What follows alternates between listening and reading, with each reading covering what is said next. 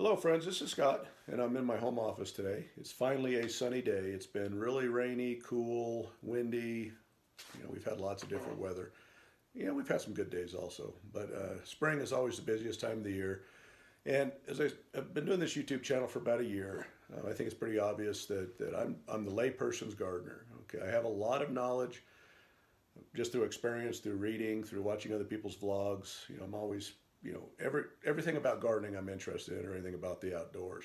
But I hope what you guys get out of my videos is that anybody can do what I do. Okay, as you research topics, there's so much technicalities, there's so many, warnings of this and that, of how things can fail. Well, if they fail, so what? Okay, today's a topic that I'm going to do today on sweet potatoes, growing your own sweet potato slips. And there's lots of videos, out there on the internet that'll be much more informative than mine, probably on a lot of topics about black rot and fungal rots and different types of things that can go on with sweet potatoes, and how the environment has to be sterile and this and blah blah blah blah blah. I'm here to tell you I've done this numerous years. It's not the most complicated thing in the world. Yeah, do you have a little disease problem now and then? Yes. Could you wipe out your whole sweet potato crop with a disease? Yes. But there's a few basic things that I just want to talk about today that if you do them, you'll probably be successful. I just want everybody to be able to garden and to feel confident to try. Okay, everything's not that complicated. So anyway, with these videos, my videos, please understand I'm not trying to be perfect. I'm just doing what works for me, and I'm pretty consistent in having crops. They may not be the best crops in the world, but I have good crops pretty much all the time with everything I grow. I rarely have a total failure. Now, sweet potatoes is something that could be a total failure if there's a disease or things like that. So I'm just going to show you the basics of how you can simply, as a layperson, go to the grocery store, buy a sweet potato, have some toothpicks on hand and a glass, and how you can grow your own potato slips, just with some very easy, it's a very easy process. Now, if you find disease, then you need to get rid of that disease, okay, or start over. Now, sweet potatoes, if you screw up your slips, you may be out of luck for the year, because they are a long season crop, but you cannot plant them until it's warm weather because they cannot tolerate any frost. So basically, as you get them in the ground after the last frost of the year, and then you basically harvest right after the first frost, because they get sweeter with a little bit of cold temperatures. It kills off the tops, and that's when you want to pick them. So today is the lay version of how to grow your own sweet potatoes without being a mad scientist. Very simple, very inexpensive. I'm going to show you a lot of video of what you're supposed to expect, or what you can expect over the a few days, weeks, maybe a month and a half, until your slips are ready to go in the ground. This year I was a little early in putting my potato in the water, and it's ready. I've got several slips that are ready, but I'm not ready to plant yet, because Mother's Day is when we want to plant in Utah Zone 6.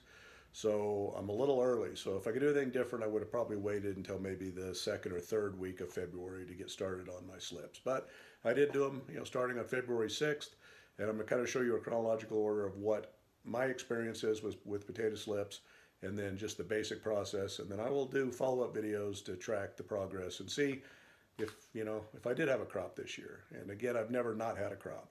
My wife loves sweet potatoes. I'm not the biggest fan, but they are a good crop to grow, to have a little extra.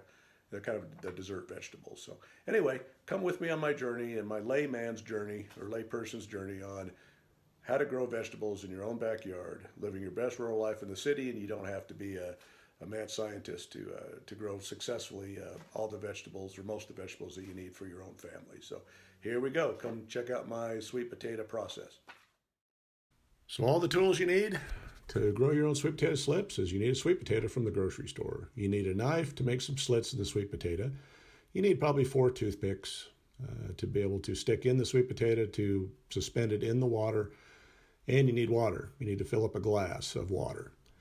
Make slits in the potato to allow the water to soak into the sweet potato. It speeds up the process. I've done it in the past without cutting the slits, and it definitely took a lot longer for the sweet potato slips to start growing. So simply just cut a few slices on the part that you're submerging underwater. I put the narrow end down, and I just make sure that the glass is full. As you see here, the sweet potato sucks up some water, and you can see the high level mark, and I needed to water here right now just to make sure that I keep it moist up to the top level of the glass. Put your sweet potato in the glass in an area that's just on the counter, not in full sun, and just make sure you keep the water topped off and you change the water probably every 3 days. Well, approximately 5 days into this process, you see the first signs of rooting activity. Like any plant, they always shoot roots first before you see any top growth. So as you see here, this is probably 10 days in, and you'll see the roots are getting a little longer and becoming more pronounced, and you start seeing some other little, I call it budding activity, where you're going to have additional roots coming up out of the potato. And let's take a little glance at the potato below water level and above. You don't see any signs of growth on the top, except there's a little bit of a growth on the very surface of that one side. You see the two little places that's starting to grow. Here's about 2.5 weeks into the process, and again, as you see, the water level keeps dropping. Still don't see much activity on top, but you do see the growth of the roots and getting more and more established. Here's a look just at how long they are after about 2.5 weeks. Close-up of the rooting activity, and you can see the little buttons or buds where the additional roots will be coming out here in the very near future. So this plant is getting more and more established, again, before it starts taking off up top. This is about 21 days into the process, and you see the roots are developing well, and there's a little bit of a hint of some top growth there, but we'll come back to that here in a minute. But the roots are getting established. They're going to get a lot more roots in here. Water level continues to drop more as the more roots come, and here you start seeing the first signs of little purple growth coming out of the sweet potato. So these are the slips that you will eventually reroot, and those are what you plant.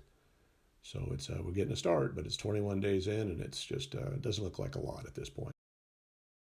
Change in the water, I'm going to show you the root activity at this point. So 21 days in, this is kind of what you're looking at, this amount of roots. This is just barely getting going, though, so you'll be pretty amazed at what these roots do over the next few weeks to month.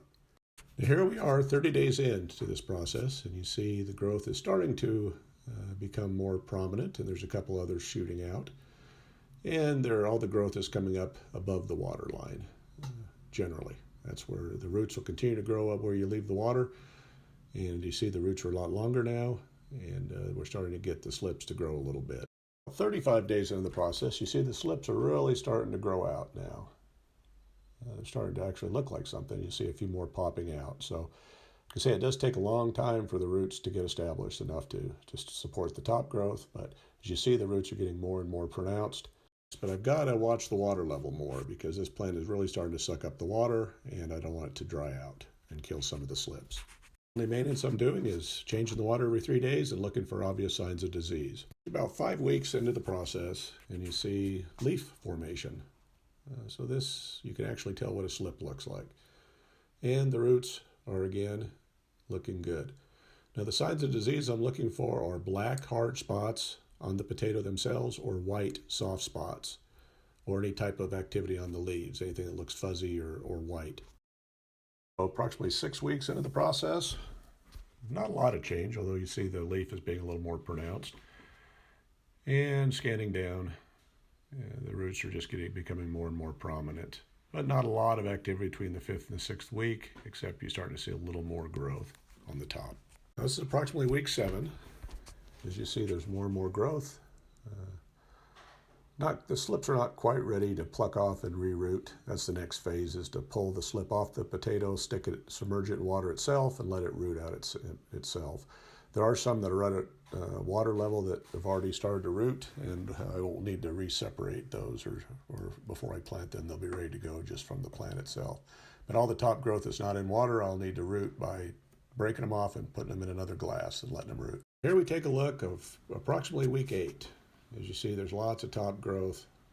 I'm starting to see a little bit of white fuzziness on the leaves. I hope it's not disease. There are some leaves that are changing color a little bit. Looking down in the water, the roots are very established. As I pull it out here, you see this slip right here is already rooted, so that I don't even need to worry about. I'll just break that off and plant it. But any of the leaves that are discolored or look a little funny, I'm going to pluck those off. These look a little fuzzy, but I don't see any signs of any black rot or white fungal rot on the sweet potato itself. Here's a look at one of the leaves that's discolored. So I'm just going to get rid of that one just to be safe. Again, by changing the water every few days, keeping it out of direct sunlight, you generally aren't going to have any issues. And do not water the foliage as you're filling the water and changing the water. But look at those roots, very well established. Again, everything that's self-rooted there, I'll be able just to plant right in the dirt as soon as the last frost is over. But the other ones, I will pluck them off and let them root themselves. So I'm still a couple of weeks away from doing that probably, but I'm not in any hurry because I planted these way early this year. Well, I hope you liked today's video on growing your own sweet potato slips. Again, it's not rocket science. Anybody can do it. Yeah, there are chances of failure, but you don't need to be an expert to try. And my videos are all about just get out there and do it. You'll learn from your mistakes and you'll fix it next time. But get out in the garden and grow your own food and try to live your best rural life in the city. Thanks for all your support on my channel, and I really appreciate it. And please subscribe if you like the content of these videos. Have a great day in the garden.